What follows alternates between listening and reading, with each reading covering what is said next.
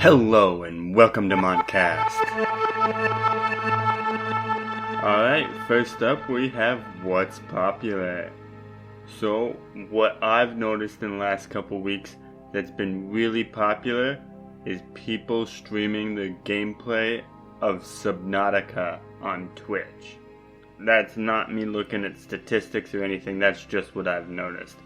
There's been a big influx of Subnautica play on Twitch. And it's really interesting because that game didn't just come out, which normally with an influx like this, it's on a game that just came out. But people are getting back into this or getting into it for the first time. I'm not quite sure what really prompted it, whether there was a sale or a free-to-play weekend or something, but that's what I've noticed. Also, the statistics are showing people are still playing PUBG. Imagine that. PUBG is wicked popular, and Monster Hunter World is also really popular. One of the top 5 selling games on Twitch isn't even out yet. Kingdom Come Deliverance pre-orders are one of the top 5 selling games on Twitch right now. Pre-orders. So there's a lot of hype around Kingdom Come Deliverance. Witcher 3 Wild Hunt. I believe the Wild Hunt expansion, or whatever they call it, just came out, and that's wicked popular. Along with Civ 4 DLC came out, and people are playing that. So that's what's popular lately. Your new game this time around is Regions of Ruin. Typically described as Terraria meets Skyrim, it's a 2D platformer about gathering resources, building up a little village, exploring, running errands, walloping people with swords and hammers and throwing axes. In video game news, we've got some interesting stories. Google Project Yeti service is going to be similar to PlayStation Now, and it could come to Chromecast devices, or there could be new console hardware that's apparently 2 years in the making. That news just broke recently. The My Name Is, all one word, mod for Doom adds Overwatch stuff, such as Diva's Mac. Windows 10 releases a Spectre fix that plays nice with AMD systems. That's big for people that use AMD. I believe it also plays relatively nice with Intel based on what research I've done, but it plays particularly well with the AMD system, and that's a Windows 10 update. New Overwatch skins are here, and you can now change them at the beginning of a map. Obviously, new Overwatch skins are here because of the Lunar New Year. They released it in a recent patch that you can now update your skins at the beginning of every map you play throughout a match. Speaking of Overwatch, it's free to play this weekend. Get that game and play it, it's a lot of fun. The Floor is Lava is one of new rotating game modes coming to Fortnite. They didn't release a full list, but I'm really looking forward to that. Well, actually, I'm looking forward to watching other people play that on Twitch, because I don't have Fortnite. So that's a thing. Spyro the Dragon Trilogy is coming to PS4. I wish I had a PlayStation, because that sounds like a lot of fun. Crash Bandicoot is also on the way to consoles, hopefully this year. Again, I wish I had a PS4. What can you do? The new WoW leveling system generates an influx of players. Well, did it ever? Apparently, there's obviously a new WoW leveling system, but people are rediscovering different aspects of the game that they haven't played in years. And as much as I don't play WoW, to be honest, I do have some MMO experience, and this is like the number one thing from a game developer standpoint that you want your players to do in an MMO, is go back and rediscover the aspects of the game they haven't played in years. And so that just sounds amazing. But again, I don't have any first-hand experience with WoW, so I don't know, other than having people who do play it report their findings, I don't have any way of backing up the experience that the players are getting. Your indie game is Planetoid Pioneers. It's a massive 2D side-view physics playground with vehicles, weapons, crafting, and exploration. The plot is wacky. In the future, humans live pretty much forever, so when a person gets to be about 200 years old, they explore the galaxy and build bases on planetoids in space. In esports, there's a lot of stories, so I'm gonna just try and power through them. PvP Live, the website, the esports news website, has shut down. All remaining money in user accounts is available to withdraw. Users can contact support at pvp-live.com over the next 180 days to withdraw their total balance. If you just Google PvP Live, it's all over all of their social media, how you can get your money out of your account if you have a PvP Live account. Canada starts off Pyeongchang with a championship victory. Not quite the Olympics, but close. Scarlet, the StarCraft 2 player from Canada, won IEM in Korea, which is a major StarCraft tournament. She's the first foreigner to ever win in Korea. And not only that, she got out of the group of death with innovation and zest in Group A of that tournament, which is almost bigger news than her actually winning the championship. She's been a StarCraft pro on near the top of the scene for a long time now, and it's so great to see her finally get a Korean championship. Overwatch League news. We expect Season 2 to have an expansion for Overwatch League. Not sure how many teams are going to be added, but there is widespread rumors, I guess, that there is going to be more teams added for Season 2, which is really exciting, but also really gonna be interesting to see how they go about adding teams with established teams already in there and contracts lined up. If you're adding a team, do you have to pick from the best of the rest? That will be interesting, despite Overwatch League contenders and other resources for players. Shout out to the San Francisco Shock for the Baby Bay Challenge. They really hit this one out of the park. For those of you who don't know, basically Baby Bay, one of the players on the San Francisco Shock, took a selfie. And then I believe it was his team manager that posted on social media a picture of him in a similar style.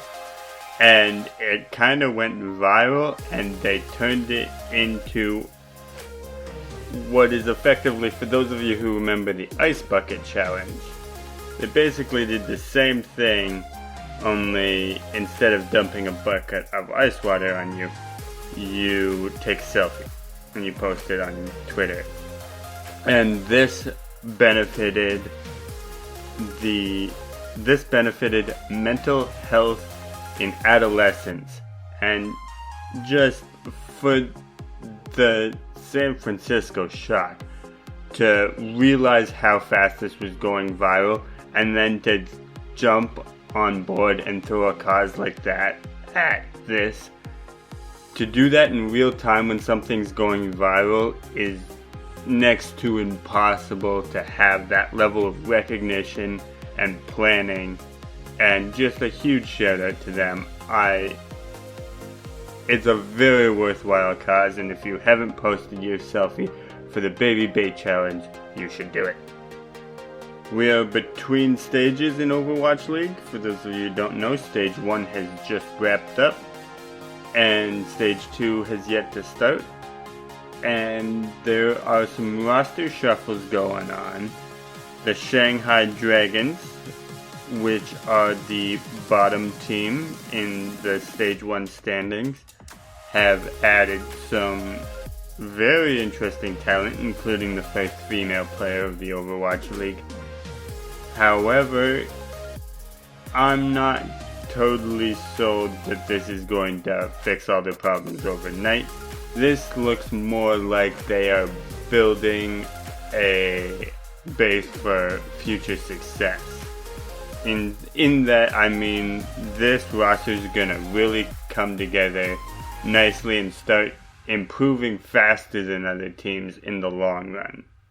But I don't think that they are going to move up the standings, because a lot of other teams, including the Dallas Fuel and other teams near the bottom of the standings, the Florida Mayhem also signing new players, they are also getting better. And I don't know that the Shanghai Dragons are getting better faster than the teams that are at the bottom of the standings with them. Speaking of the Overwatch Stage 1 being done, the London Spitfire took Stage 1 championship. If you go back and listen to previous episodes of Montcast, you'll know that that's my team. I'm a bit of a Cloud9 fanboy, but leaving that out of it, I did establish that London Spitfire was my team, and they did win the Stage 1 playoffs, just saying. The North American LCS, that's League Championship Series for those of you who aren't League of Legends fans. It gets a new start time. It's 2 p.m. CT, so if you follow the North American League of Legends team, you've got a new start time, but you also probably already know that if you follow the North American League of Legends team. Cloud9 is atop the NALCS. Vitality is at the top of the EU LCS. SKT finally have something going for them. They got a couple wins, but Kingzone Dragon X is atop the LCK, which is League Championship Series in Korea. Snake and Invictus are at the top of their respective groups in LPL, which is China. And Japan finally has its own esports union, so they can now start catching up to the rest of the world in esports. Which, for those of you who don't know, yes, Japan is big in the scene of making video games, but as far as esports, they've kind of lagged behind the rest of the world, and they are making a concerted effort to catch up, probably prompted by the inclusion of esports in upcoming Asia Games and potentially future Olympics. Coming up on the end here, we have content creator stuff. Dr. Disrespect returns to Twitch and breaks a record and divides the Twitch community in authenticity wars. Dr. Disrespect is back on Twitch after taking a bit of a hiatus, and according to Twitch, he broke a concurrent viewership record for a single person's, like a personal Twitch channel concurrent viewership record. But then Tyler One, who currently held that record, debated it, and then there are people trying to figure out who actually had more concurrent viewers at a single time. I don't really think it matters that much, to be honest. It's not about a one-time peak concurrent viewership. It never has been, probably never will be. But these two streamers and their communities are debating over who is more popular, even though that's not really, they're not even on the same scale. where Dr. Disrespect pulls more viewers. Anyways, that already got more airtime than it needed. The new Twitch community guidelines, though, oh boy. There are a lot of more on the provocative end, but there are a lot of streamers that are worried about the new Twitch community guidelines. Even though I don't stream on Twitch anymore, there's some really interesting things included here.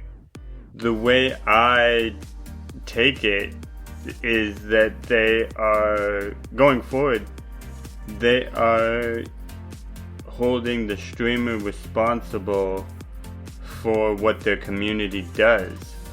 And so if you've got a toxic community, which a lot of people do by nature, because that's how they've built their channel, and they say some crazy thing in a raid on another streamer's channel, then you could potentially be held responsible for that. And among a lot of other things, if you really do care about the Twitch community guidelines or any story I cover here, I do really encourage you to do your own research and not just take what I say as the be-all and end-all of it. The new Twitch community guidelines, especially if you spend any amount of time on Twitch, are definitely worth taking time and going into for yourself, so you know how it impacts you and how it impacts your favorite communities on Twitch. Yet again, no listener questions, so I'm gonna leave you with subscribe so you never miss an episode. And I don't know if you noticed, but there's new background music that's actually background music and not just background noise that I've been making in GarageBand. So thank you to Approaching Nirvana for providing background music. You can check their link in the episode description, and you can look forward to more from them in future episodes of Montcast.